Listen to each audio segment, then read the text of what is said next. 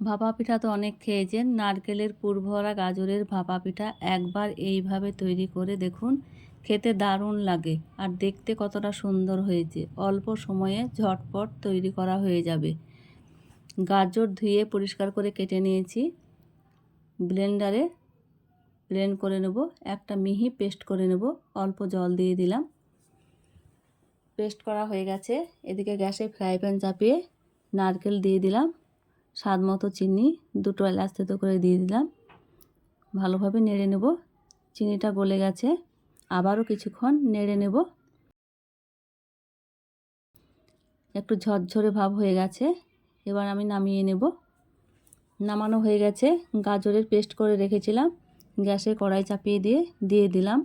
কিছুক্ষণ নেড়ে নেব কাঁচা গন্ধটা কাটানোর জন্য। কিছুক্ষণ নেড়ে নেওয়া হয়ে গেছে।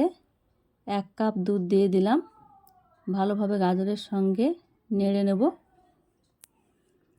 একটা এলাচ থেতো করে দিয়ে দিলাম, 1 চামচ চিনি দিয়ে দিলাম।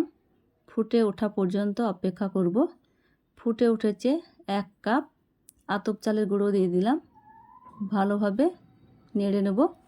একটা ডো তৈরি করে নেব। এইভাবে ভালোভাবে ডো তৈরি হয়ে গেছে, নামিয়ে নেব। নামিয়ে হালকা গরম অবস্থায় হাতে তেল বা ঘি লাগিয়ে ডোটা মেখে নেব। এইভাবে ভালোভাবে মাখা হয়ে গেছে। ছোট ছোট করে সবগুলাকে আমি কেটে নেব। সবগুলা কেটে নেওয়া হয়ে গেছে। এইভাবে হাতে গোল করে চ্যাপটা করে বাটির মতো তৈরি করে নেব। যে পুর করে রেখেছিলাম নারকেলের, পুরটা ভেতরে দিয়ে চারিপাশ আলতো হাতে চাপ দিয়ে মুখটা বন্ধ করে দেব, যাতে মুখটা খুলে না যায়। আবারও গোল করে এইভাবে রেখে দেব। সবগুলো আমার করা হয়ে গেছে। এবার একটা ডিজাইন করে নেব। হাত দিয়ে এইভাবে 2 আঙুলে চাপ দিয়ে এইভাবে করে নেব। আপনারা আপনাদের পছন্দ মতো করে নেবেন। দেখুন দেখতে কত সুন্দর হয়েছে, ফুলের মতো। আমার সবগুলাই হয়ে গেছে। গ্যাসে জল চাপিয়ে দিয়েছি, গরম হয়ে গেছে। একটা ফুটো থালা নিয়েছি, তেল বা ঘি ব্রাশ করে নিয়েছি।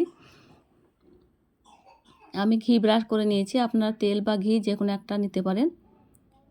ভাপা পিঠাগুলা, যে পিঠাগুলা বানিয়ে রেখেছিলাম সবগুলা দিয়ে দিলাম একে একে। ভিডিওটি ভালো লেগে থাকলে লাইক, শেয়ার, কমেন্ট, সাবস্ক্রাইব করে পাশে থাকবেন। ভিডিওটি না টেনে পুরো ভিডিওটি দেখে নেবেন। এইভাবে 5 মিনিট রেখে দেব। 5 মিনিট পর ফিরে এলাম, ঢাকনাটা তুলে নিচ্ছি। দেখুন ভাপানো হয়ে গেছে।